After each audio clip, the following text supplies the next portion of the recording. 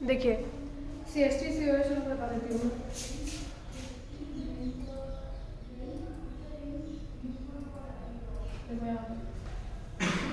है तुम्हारा वैसे CH3COOH, ठीक है। तो ये दो CH3COH होगा, ठीक है। ये उठेगा तुम्हारा CH3COO माइनस और H प्लस में, ठीक है। और मैग्नीशियम जो है तुम्हारा Mg जो है it will break into Mg+2, sorry Mg+2 भी आयंस में कन्वर्ट हो जाएगा। अब देखो ये दो है तो तुम्हारा इस तरह से होगा CH3COO Mg,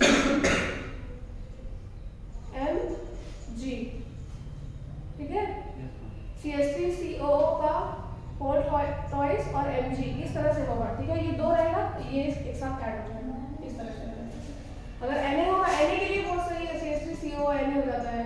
Mg के लिए यहाँ पे होल टॉइस 2 और फिर Mg हो जाएगा, ठीक है। देखिए इसमें हम आगे एनवायरनमेंट पढ़ेंगे। इसमें सबसे पहले हम talk about the ecosystem. Ecosystem क्या होता है बताओ, कौन बताएगा? क्लास में जो भी कौन इकोसिस्टम बताएगा?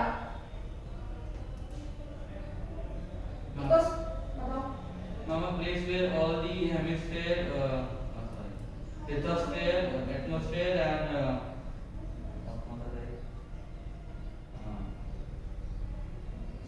मैम जहाँ पे फ्लोरा एंड फौना दोनों फाउंड हो, hydrosphere and lithosphere and atmosphere का जहाँ पे एरिया जहाँ पे ये तीनों प्रेजेंट हो उसको इकोसिस्टम कहते हैं। उसको इकोसिस्टम कहते हैं जहाँ पे तीनों प्रेजेंट हो, atmosphere, lithosphere and hydrosphere, and वहाँ पे फ्लोरा एंड फौना। हाइड्रोस्फीयर मतलब वाटर वाला ना? यस।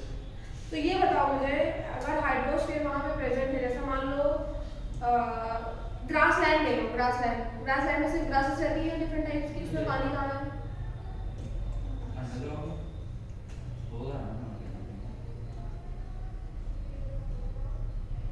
देखो इकोसिस्टम क्या होता है, द सम टोटल ऑफ, एक कह सकते हैं हम कि the sum total in which all the biotic and abiotic component exist together is called the ecosystem, ठीक है। जहाँ पे सम टोटल होता है किसका, बायोटिक और एबायोटिक कंपोनेंट्स का साथ में, उसको हम क्या कहते हैं, इकोसिस्टम कहते हैं, ठीक है।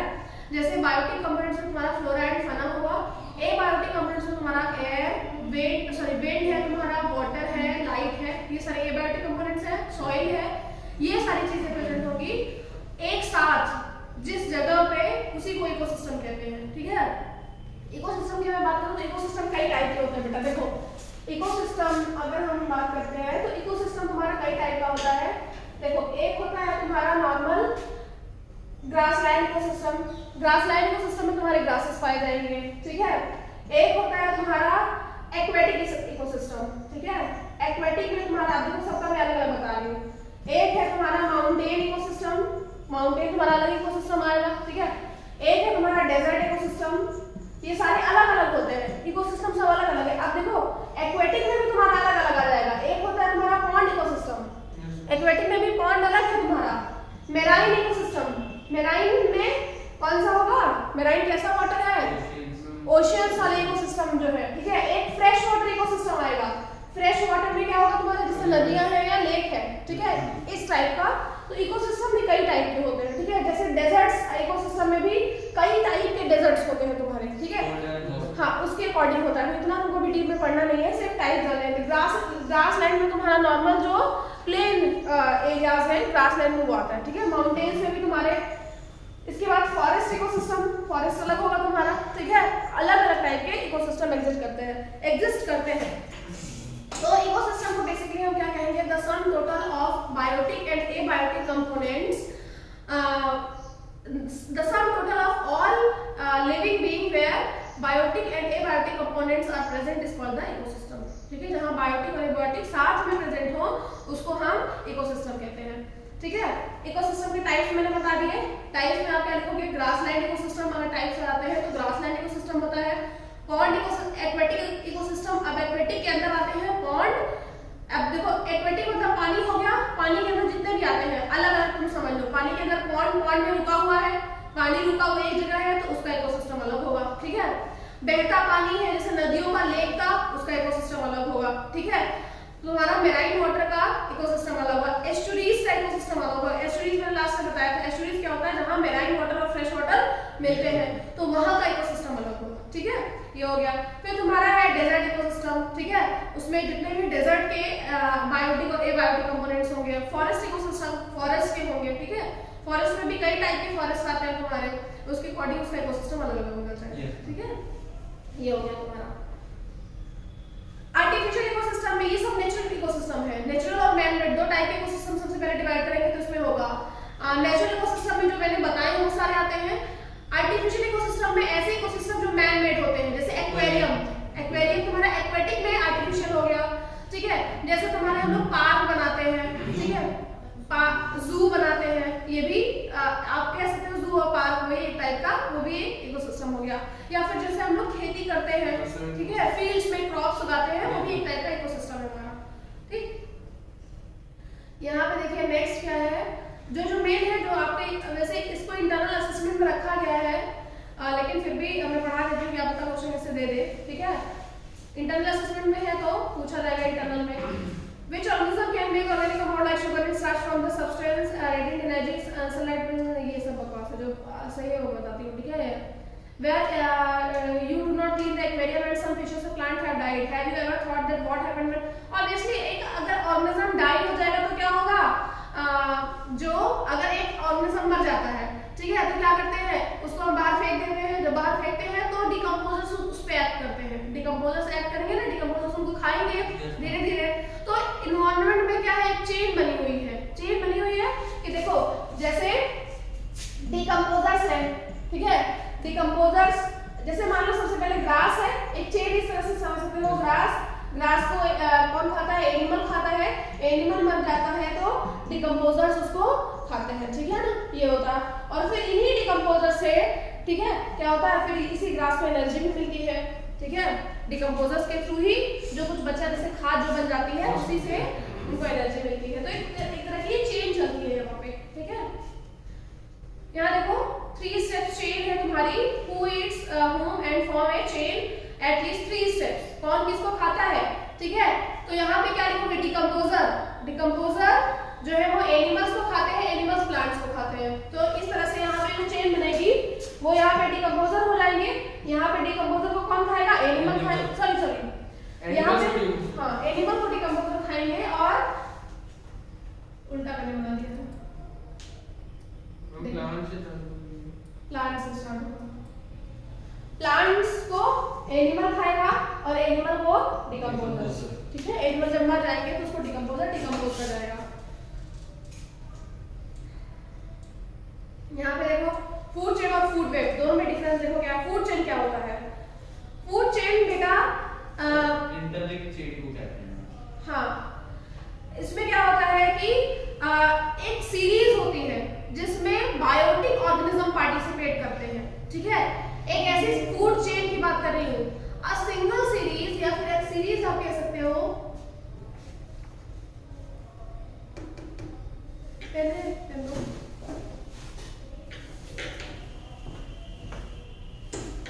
लेके जाओ, एक सीरीज है फूड चेन।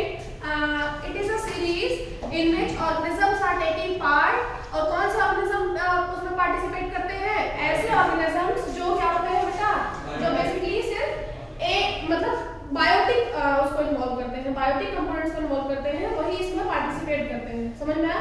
तो अगर हम फूड चेन की बात करें तो फूड चेन क्या होता है, the series of organism taking part at various biotic levels is called the food chain. ठीक है, तो ये आपका फूड चेन। अब फूड चेन और फूड वेब में डिफरेंस देखो। जब वेरियस फूड चेन्स एक साथ इन्वॉल्व हो जाते हैं that is called the food web. ठीक है, फूड वेब और फूड चेन में ये डिफरेंस है। फूड चेन में सिर्फ एक सीरीज होगी, बायोटिक कंपोनेंट्स की सिर्फ एक सीरीज होगी फूड चेन में। लेकिन फूड वेब में क्या होता है, कई फूड चेन मिक्स हो जाते हैं एक साथ। समझ में आया ना, ये याद रखने का। फूड चेन में क्या होता है कि द सीरीज, एक ऐसी सीरीज, अगर कुछ नहीं समझ में आता याद रखो कि एक ऐसी सीरीज जिसमें बायोटिक कंपोनेंट्स एक साथ रहते हैं। ठीक है, सारे बायोटिक कंपोनेंट्स एक चेन में बंधे रहते हैं। जैसे एक सीरीज में आपको बना के दिखा देती हूँ। यहाँ पे आप देख सकते हो, जैसे प्लांट है। ठीक है, प्लांट है, प्लांट को किसने खाया, ग्रासहोपर ने। ठीक है, ग्रासहॉपर प्लांट को खाता है, ग्रासहॉपर को फ्रॉग खाता है, ठीक है, फ्रॉग को स्नेक खाएगा और स्नेक को ईगल, ठीक है। ये फूड चेन हो गया तुम्हारा, एक फूड चेन हो गया, ठीक है, समझ में आया ना। तो बायोटिक जितने भी आपके कंपोनेंट्स हैं वो एक चेन सीरीज में लगे हुए हैं, इसको फूड चेन कहेंगे। फूड वेब देखो अब क्या होता है बेटा कि फूड वेब में आप ये कह सकते हो कि बहुत सारे फूड चेन एक साथ मिले हुए हैं। जैसे देखो प्लांट्स को गोट भी खाती है, और गोट ठीक है, स्नेक खाता और गोट को स्नेक कहाँ खाता है? खा सकते हैं। गोट को स्नेक क्या खाएगा? एनाकोंडास उसमें इतना नहीं खेंगे, एनाकोंडा खाते हैं, ठीक है। इसको लॉइन खाएगा, ठीक है, गोट को लॉइन खाएगा, ठीक है। अब देखो लॉइन खाएगा और लॉइन जब मर जाएगा तो उसको ईगल खा सकता है, ईगल खा सकता है, ठीक है, और भी मिला, ठीक है। देखो जैसे one thing which I notice that food chain जो होती है मैम वो यूनिडायरेक्शनल है। हाँ, फूड वेब बाई डायरेक्शनल है। बाई डायरेक्शनल फूड वेब नहीं होती है, फूड वेब भी यूनिडायरेक्शनल ही होती है, एक ही डायरेक्शन में है। लेकिन कई फूड चेन मिक्स है, ऐसा नहीं है कि आप डायरेक्शन कैसे चेंज कर दोगे। कभी भी प्लांट एनिमल को नहीं खाएगा, एनिमल ही प्लांट को खाएगा, तो एक ही डायरेक्शन हुआ। कंज्यूमर लेवल पे हो सकता है ना, कंज्यूमर प्रोड्यूसर लेवल पे नहीं मैम। कंज्यूमर लेवल पे भी कैसे होगा बताओ मुझे। मैम सपोज गोट का अगर स्नेक खा गया, सपोज गोट का अगर टाइगर खा गया, हाँ, ठीक, तो अगर टाइगर डिकम्पोज हो गया तो उसपे मैम स्कॉर्पियंस खा सकते हैं उसको। तो वो तो चेंज चली आ रही है ना। And at the same point जो क्या बोलते हैं ग्रासहॉपर खा रहा है, ग्रासहॉपर को क्या कहते हैं उसको, बिच्छू खा ले रहा है, स्कॉर्पियन खा ले रहा है। यूनिडायरेक्शनल सिर्फ जो ये चेन है ये बाई डायरेक्शनल नहीं हो सकती है। बाई डायरेक्शनल आप कहोगे तो आपको स्टार्टिंग से बाई डायरेक्शनल करना पड़ेगा, ठीक है, ये यूनिडायरेक्शनल ही होती है हमेशा। अब फूड वेब में देख लो, यहाँ समझ में आ जाएगा। देखो जैसे यहाँ से स्टार्ट करते हैं, ठीक है, इस वाले से, तो ये जो प्लांट है ये सारे प्लांट्स हैं। देखो इस प्लांट को कौन खा रहा है बेटा? इस प्लांट को सीधे पिकॉक ही खा रहा है क्या? हाँ, पिकॉक खा रहा है, और पिकॉक को टाइगर खा जाता है, खा जाता है, तभी तो जुड़ा हुआ है। पिकॉक को टाइगर खा जाता है, ठीक है। अब देखो दूसरा फूड चेन देख लो ना, इसी प्लांट को रैबिट खा रहा है, रैबिट को यहाँ पे ये क्या है, लोमड़ी खा रही है, फॉक्स, बेबी जैकल, हाँ जैकाल है, फिर इस जैकाल को सीधे सीधे शेर खा जा रहा है ना। फिर देखो इसी प्लांट को यहाँ पे ये डियर है ना, गोट है, गोट को टाइगर खा रहा है। इसी प्लांट को यहाँ पे शिप खा रही है, शिप को ये जैकाल खा रहा है, जैकाल को फिर टाइगर खा जा रहा है, ठीक है ना, समझ में आ रहा ना। तो मतलब कई, अगर फूड वेब बनाने को आएगा तो कई फूड चेन, 2-3 फूड चेन दिखा देना बस बना के, तो उसको आप फूड वेब कहते हैं। इसमें ज्यादा दिमाग लगाने की जरूरत नहीं है। फूड वेब मतलब different types of food chain when mixed together is called the food web, ठीक है। जब डिफरेंट टाइप की फूड चेन एक साथ मिक्स रहती है उसको फूड वेब कहते हैं। अब इसी फूड वेब में एक तुम्हारा आता है टॉपिक मैग्निफिकेशन, उसको पहले पढ़ाने से पहले ये पढ़ाती हूँ मैं। ये तुम्हारा होता है बेटा एक पिरामिड है, ट्रॉपिक लेवल्स है। ट्रॉपिक लेवल में सबसे नीचे प्रोड्यूसर्स होते हैं, ठीक है, ऊपर प्राइमरी कंज्यूमर, सेकेंडरी कंज्यूमर और टर्शियरी कंज्यूमर, ठीक है, ये आगे है तुम्हारे। ट्रॉपिक लेवल में तुम्हारा क्या होता है बेटा, हमेशा प्रोड्यूसर्स के पास सबसे ज्यादा एनर्जी होती है, ठीक है। 10% लॉ है ये, 10% लॉ पूछा जाता है, तो क्या लिखोगे कि अकॉर्डिंग टू 10% लॉ, 10% लॉ के अकॉर्डिंग सनलाइट एनर्जी का सिर्फ 10% प्लांट्स लेते हैं, ठीक है। जैसे सनलाइट से क्या हमको मिल रहा है, 100% एनर्जी मिल रही है, 100% एनर्जी सन दे रहा है, तो उसका 10% कौन लेगा, प्लांट्स इसका 10% लेंगे, ठीक है। फिर प्लांट को मान लो किसने खाया, डियर ने खाया, ठीक है, प्लांट को डियर ने खाया, तो डियर इसका 10% मतलब 0.1% किसके पास गया, डियर के पास गया। अब डियर को किसने खाया, लॉयन ने खाया, तो लॉयन के पास जो energy I that is 0.01%।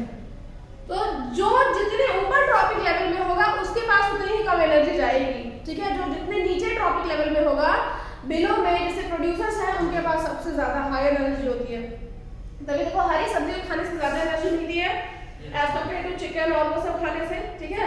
Chicken mutton खाने से हर मुंह में पानी आ रहा होगा ना, नहीं आ रहा है, तभी तो खाली तो है। समझ में आया कि नहीं, ये होता है 10% लॉ। 10% लॉ के अकॉर्डिंग क्या होता है बेटा कि जो एनर्जी है that is pass only 10% to the next topic level. Next topic level में वो सिर्फ 10% पास होती है। कुछ समझ में आ रहा है? Yes, ma'am. अच्छी बात है। तो जो एनर्जी है वो नेक्स्ट टॉपिक लेवल में सिर्फ 10% ही पास होती है। 10% एनर्जी, इसी को 10% लॉ कहते हैं। 10% लॉ अगर एग्जाम में आ जाता है तो ऐसे ही लिख देना कि according to 10% law only 10% energy is pass to next topic level. Next topic level तक सिर्फ 10% एनर्जी पास होती है। यही लिखा देना कि सनलाइट, यहाँ पे आप सन लिखोगे कि सनलाइट जो है उसके पास 100% एनर्जी है। इट गिव 10% प्लांट्स देता हुआ 100% ये प्लांट्स उसको सिर्फ 10% एब्जॉर्ब करते हैं, ठीक है। और प्लांट का 10% एनिमल एब्जॉर्ब करते हैं, जिसको खाते हैं। प्रोड्यूसर्स मतलब प्राइमरी कंज्यूमर्स होते हैं, और जो सेकेंडरी कंज्यूमर्स होते हैं वो क्या होते हैं 0. अगर इसमें टर्शरी कंज्यूमर आ गया तो 0.001% हो जाएगा, ठीक है। 10% उसका होता रहेगा। समझ में आया ना? यही है आपका यहाँ पे लिखा हुआ है। यही सेम चीज जो मैंने अभी बताई है वो इन्हीं लाइंस में लिखी हुई है। देखो, when green plants are eaten by the primary consumer, a great deal with the energy of lost as a heat in the environment. Some amount goes into digestion, into doing work. Rest goes toward the growth and reproduction. And average of 10% of the food exchange is turned into the own body and made available for the next topic for the consumer. बाकी सब energy absorb हो जाती है, किसी भी काम में use हो जाती है। सिर्फ 10% जो होती है वो नेक्स्ट टॉपिक लेवल में ट्रांसफर करने के लिए बची होती है, ठीक है। समझ में आ गया ना? यही लिखा है इसमें। Since so little energy is available for the next level of consumers, food changes generally consist only 3 out of the 4 steps. The loss of energy reached stage is so great that very little usable energy remains after 4 topic level. चौथे topic level के बाद और कोई topic level क्यों नहीं है? इसलिए क्योंकि हर टॉपिक लेवल में इतनी ज्यादा एनर्जी खर्च हो रही है कि चौथे टॉपिक लेवल के बाद एनर्जी बचती नहीं है उनके पास, ठीक है। इसीलिए जो हमारा ये टॉपिक लेवल है ये सिर्फ 3 to 4 तक ही चलता है, उससे ज्यादा नहीं चलता है, ठीक है। ये लिखा हुआ है। The length and the complexity of the food changes vary greatly. Each organism is generally eaten by the 2 or more other kind of organism, which is turn are eaten by the several other organism. So instead of a straight line food chain, the relationship can be shown in the series of branching called the food web. ठीक है। तो food web की definition यहाँ से लिख सकते हो कि when the आप यहाँ से मत बताओ, सीधे लिखो when various food chains are combined together they form the food chain, ठीक है। जब वेरियस फूड चेन कंबाइन होते हैं तो उसको फूड वेब बोलते हैं। ये मैं बता चुकी हूँ। Diagram showing the flow of energy. इसी तरह से फ्लो ऑफ एनर्जी बनाइएगा बेटा। तो इसमें सनलाइट से यहाँ पे आप दिखा सकते हो कि यहाँ पे 100% एनर्जी आ रही है, यहाँ पे 10% आ रही है, यहाँ पे 0.1% आ रही है, और यहाँ पे 0.01% आ रही है। 0.01% उसको पास हो रही है, ठीक है। इसमें 100% उसको पास हो रही है, इसमें 10% पास हो रही है, ठीक है। ये होता है। हाँ, अब ये वर्ड आया है आपका, देखो बायोलॉजिकल मैग्निफिकेशन, ठीक है। ये मैं यहाँ से बताऊंगी। बायोलॉजिकल मैग्निफिकेशन में देखो क्या होता है कि देखो जैसे ये आपका ईगल है, ईगल है ना, ये आपकी बर्ड है, बर्ड को ले लो, स्पैरो ले लो। चूहा, बर्ड चूहे खा रही है ना, चूहा ये चूहे ने घास को खाया, ठीक है। एक इकोसिस्टम में यहाँ पे बनाती हूँ आपका, ठीक है। एक पॉन्ड इकोसिस्टम में बना रही हूँ। सुनो, पॉन्ड इकोसिस्टम में आपके क्या रहेंगे? सबसे पहले प्लैंकटन रहेंगे। प्लैंकटन क्या होते हैं? प्लैंकटन बहुत छोटे छोटे प्लांट्स होते हैं जो पॉन्ड्स में पाए जाते हैं। अभी पॉन्ड इकोसिस्टम बनाया तो पॉन्ड इकोसिस्टम में सबसे पहले यहाँ बनाती हूँ। पॉन्ड इकोसिस्टम में सबसे पहले प्लैंकटन बनाते हैं, ठीक है।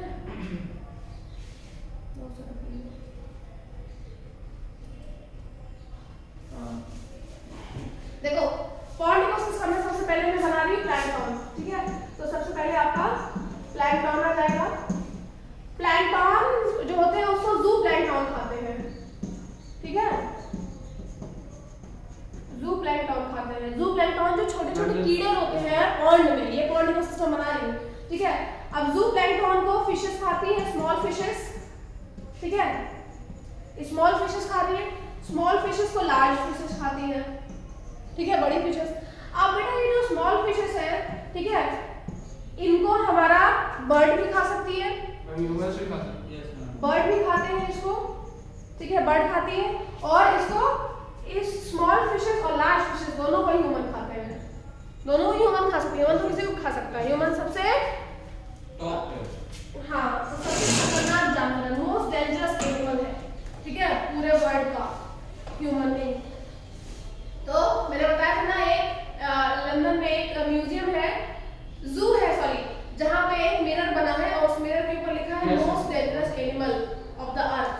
तो उस मिरर के सामने जाके ह्यूमन ही तो खड़ा होगा ना, तो ही इज द मतलब human being is the most dangerous animal. अब देखो बेटा इसमें क्या है, प्लैंक्टन मतलब छोटे छोटे पौधे। आप यहाँ पे अगर आपको ये नहीं समझ में आ रहा है प्लैंक्टन, आप फिर भी प्लांट वर्ड लिखो, स्मॉल प्लांट्स लिख लो, ठीक है। ये नहीं समझ में आ रहा है तो स्मॉल प्लांट्स लिख लो। इसमें स्मॉल जू प्लैंक्टन मतलब जो उस प्लांट्स को खाते हैं, small animals which are eating the plants. तो जू प्लैंक्टन का मतलब ही होता है कि जो प्लैंक्टन को खा रहे हो, ठीक है। फिर इसके बाद हमारा स्मॉल फिशेस आ गए। अब देखो यहाँ पे क्या है कि जब जैसे तुम्हारा नदी है, ठीक है, नदियों के पानी में आप क्या डालते हो, जैसे कानपुर में इंडस्ट्री है, लेदर इंडस्ट्री, ठीक है। लेदर इंडस्ट्री से बहुत सारे क्या निकल रहे हैं, केमिकल्स रिलीज हो रहे हैं, ठीक है। केमिकल्स का नाम मैं बता दे रही हूँ। केमिकल में एक केमिकल मरकरी आप मान लो, ठीक है, और दूसरा तुम्हारा आर्सेनिक, ठीक है। मरकरी और आर्सेनिक जो है सबसे मोस्ट इंपॉर्टेंट इन दोनों का बताऊंगी मैं। एक मरकरी है, हालांकि निकलते तो बहुत सारे हैं, सभी क्या करते हैं, सभी आपका कॉज करते हैं, प्रॉब्लम क्रिएट करते हैं, लेकिन अभी आप यहाँ पे दो ही पढ़ेंगे, मरकरी और आर्सेनिक, ठीक है। आर्सेनिक देख लेना पहले। मरकरी क्या करता है, जैसे फिशेस के अंदर गया मरकरी पानी के थ्रू, क्योंकि वो इंडस्ट्री के थ्रू पानी में गया, पानी से मछलियों के अंदर चला गया, है ना, मरकरी अंदर गया। जब मछलियों के अंदर मरकरी गया तो वो उनके अंदर रहेगा, फिर उस मछली को कौन किसने खाया, उस फिश को ह्यूमन ने खाया। तो जब उसको ह्यूमन खाएगा तो डिजीज होती है, that is called the mini माता डिजीज, ठीक है, मिनी माता डिजीज, ठीक। ये हो गया, ठीक। हाँ, सिर्फ मरकरी से होता है, जो फिशेस खाती हैं और उन फिशेस को हम खाते हैं, ठीक है, उससे मिनी माता डिजीज हो जाती है। जापान में एक बार ये बहुत फैली हुई थी। आर्सेनिक जब अंदर चला जाता है फिशेस के या फिर कोई भी एक्वेटिक एनिमल के जिसको हम खाते हैं, तो जो डिजीज कॉज होती है that is called itai dash लगेगा, ठीक है, इटाई डिजीज, ETAI, ठीक है। इटाई डिजीज जब तब कॉज होती है जब आर्सेनिक का इंटेक हो जाता है बॉडी में। दो डिजीज तुमको समझ में आ गई। अब होता क्या है बेटा, ये दोनों डिजीज मैंने अलग बता दी। होता क्या है कि जो आपकी स्मॉल फिशेस है उनके अंदर ये तो गया ही है, इसके अलावा और भी केमिकल्स गए, ठीक है। अब उसको जो मछलियां हैं उनको बर्ड्स ने खाया, चिड़ियों ने खा लिया। चिड़िया ऑब्वियसली मछलियां छोटी छोटी खा लेती हैं। चिड़ियों ने खाया तो क्या हुआ, जब वो चिड़िया बर्ड्स के अंदर गया तो उनका जो शेल होगा, एग होगा, जब वो एग ले करेंगी तो उनका एग का जो शेल होता है वो उनका एक टाइम पीरियड होता है ना, जैसे हमारे बर्ड्स का टाइम पीरियड 9 मंथ है, तो जो शेल होती है, जो बर्ड्स उनका एग होता है, उसका भी तो जो उसमें क्या निकलते हैं बर्ड्स के, जो बर्ड्स के बच्चे निकलते हैं छोटे छोटे, तो उनका भी तो टाइम पीरियड होगा ना, जैसे हैचिंग पीरियड जिसको कहते हैं, हैचिंग पीरियड कहते हैं ना उसको। जैसे हेन का हैचिंग पीरियड 21 डेज है, ऐसे हर बर्ड का हैचिंग पीरियड अलग अलग होगा, ठीक है। तो जो हैचिंग पीरियड है उसको वो मिनिमाइज कर देता है, ठीक है, समझ में आया ना। मतलब स्मॉल फिशेस के अंदर केमिकल है, केमिकल को स्मॉल फिशेस को बर्ड ने खाया, वो केमिकल उनके थ्रू बर्ड में ट्रांसफर हुआ, बर्ड में ट्रांसफर हो गया। जब वो बर्ड में ट्रांसफर हुआ तो जब बर्ड ने वो बर्ड के थ्रू उनके एग में गया, और जब उन्होंने एग को ले किया उसके बाद जब हैचिंग पीरियड है तो हैचिंग पीरियड को क्या कर देता है, रिड्यूस कर देता है, कम कर देता है, जिसकी वजह से उनका जो शेल है वो पतला हो जाता है और जल्दी फूट जाता है। शेल जल्दी फूट जाएगा तो बच्चे की प्रीमेच्योर डिलीवरी हो जाएगी। प्रीमेच्योर जो एग हो जाएंगे, जो एग्स हो जाएंगे वो प्रीमेच्योर हैच हो जाएंगे, और जो प्रीमेच्योर हैच होंगे तो क्या होगा, प्रीमेच्योर बच्चे निकलेंगे। अब ह्यूमन के तो है नहीं कि हॉस्पिटल में ले जाके उनको अच्छे से लेटा दो, सही कर दो, 7 महीने का बच्चा प्रीमेच्योर हो गया है। बर्ड्स का केस है, उनके पास कोई हॉस्पिटल नहीं है, तो बर्ड्स की पॉपुलेशन इस तरह से डिक्रीज होने लगती है, ठीक है। जितने भी बच्चे होंगे वो प्रीमेच्योर हैच हो जाएंगे, प्रीमेच्योर हैच की वजह से डेथ हो जाएगी उनकी, मर जाएंगे सब। और जब वो मर जाएंगे तो क्या होगा, बर्ड की पॉपुलेशन धीरे धीरे कम होने लगती है। इसी प्रोसेस को बायोमैग्निफिकेशन कहते हैं, ठीक है। बायोमैग्निफिकेशन में क्या होता है कि आपका जो पर्टिकुलर केमिकल है वो इनटेक जो बॉडी में जाता है, तो उसकी वजह से क्या होता है, प्रीमेच्योर हैचिंग हो जाती है बर्ड में। यहाँ पे देखो लिखा होगा बायोमैग्निफिकेशन वर्ड में, यहाँ पे देखो, as a human being copy occupy the top trophic level in the food chain, the maximum concentration of these chemical get accumulated in our bodies। हमारी बॉडी में भी accumulate हो रहा है, ठीक है। अब देखो जो मैंने कंडीशन बताई वो बायोमैग्निफिकेशन का रिजल्ट है। जैसे हमारे अंदर मिनी माता डिजीज हुई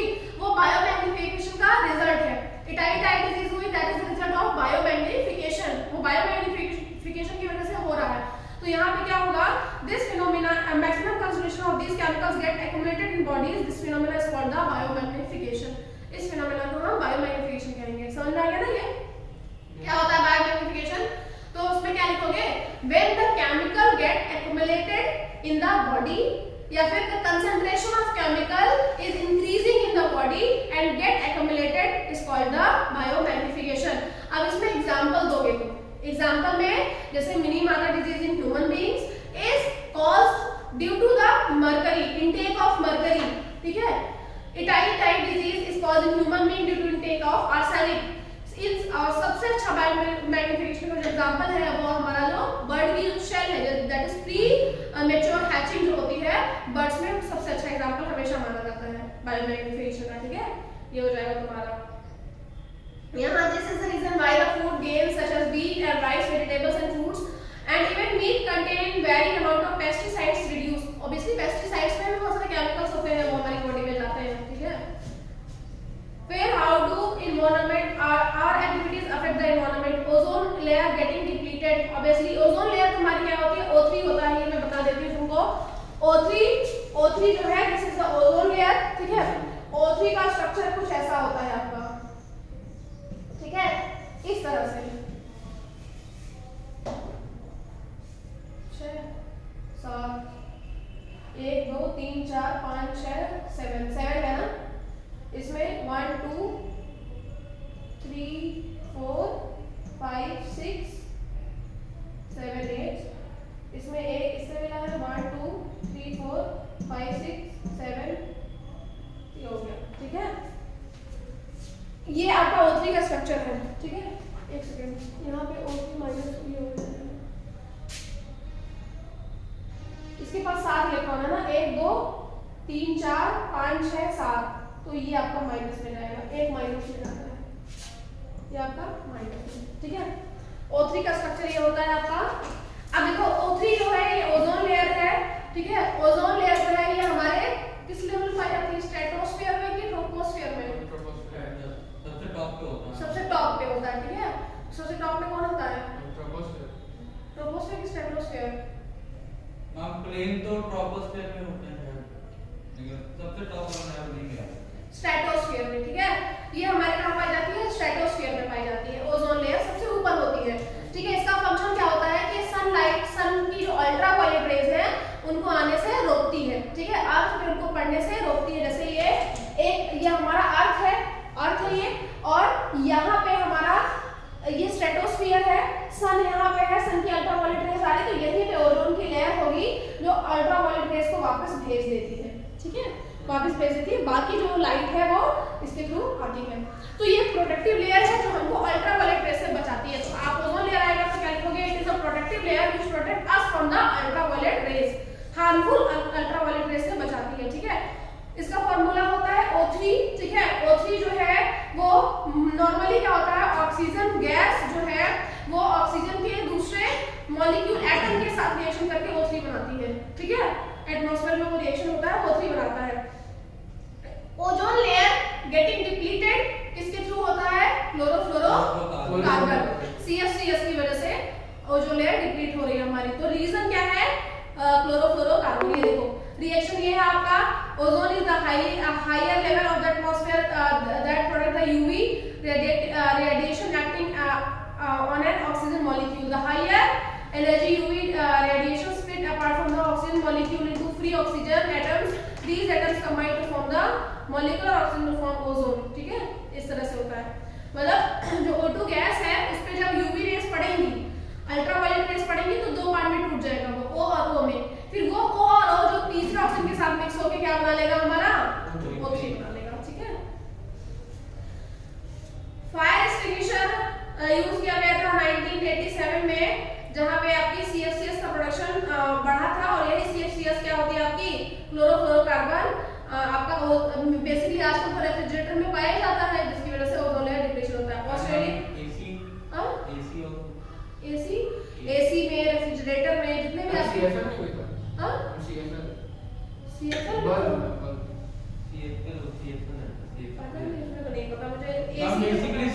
ठंडी करने के लिए होती है। हाँ, ठंडी करने के लिए, कोई भी चीज को ठंडा करने के लिए होती है, ठीक है।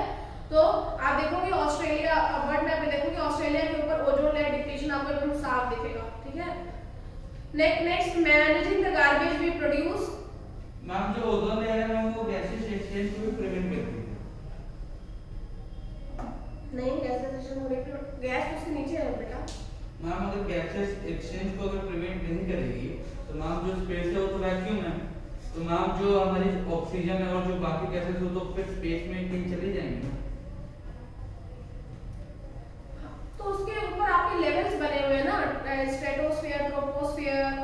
बेसिकली जो एटमॉस्फेयर है ना वो आपका गैसेस से मिलकर बना हुआ है, ठीक है। उसके ऊपर जो लेयर्स हैं आपकी स्ट्रेटोस्फीयर, वो सारी आपकी प्रोटेक्ट करती है, ठीक है। यूवी रेस में यहाँ पे सॉरी आपका ओजोन का में एक मेन काम है कि अल्ट्रावायलेट रेस को ही वापस जाने से मतलब अर्थ पे आने से डायरेक्टली रोकती है, इसका फंक्शन ये है आपका, ठीक है। यहाँ पे देखो managing the garbage we produce, जो गार्बेज हम प्रोड्यूस करते हैं उसको हम कैसे मैनेज कर सकते हैं। इसमें देखो ये बहुत इजी है, ठीक है। इसमें वही सेम चीज है कि if we break down the bus ma'am materials like the plastic will not broken by the action of bacteria or other saprophytes। इसमें सेम वही है बेटा कि जो आपके डिकम्पोजर्स है, जो आप गार्बेज वो करोगे उसको डिकम्पोजर्स खा जाते हैं, ठीक है, और वो हमारा फर्टिलाइजर उसको मैन्योर में कन्वर्ट हो जाता है। Managing the garbage we produce, तो गार्बेज में इसीलिए एडवाइस की जाती है कि हमको पॉलिथीन्स नहीं यूज करनी है, प्लास्टिक्स नहीं यूज करना है, ठीक है। बैग्स और जूट और ये सब यूज करने के लिए इसे बोला जाता है ताकि उस गार्बेज को हम मैनेज कर सकें, ठीक है। और मैनेज हम कैसे कर पाएंगे, जब हम वो यूज करेंगे तो वो एटमॉस्फेयर में डिग्रेडेबल बायोडिग्रेडेबल के उससे जाएगा और वो डिग्रेडेड हो जाएगा डिकम्पोजर्स के थ्रू, ठीक है। इस तरह से हम इसको मैनेज कर सकते हैं। इकोसिस्टम फिर हमारा क्या हो जाएगा, सही रहेगा। अभी बहुत बड़ा चैप्टर है ये, नेक्स्ट में पढ़ाएंगे। कंट्रोल नेक्स्ट मंथ कल पढ़ा दूंगी मैं, अभी टाइम है।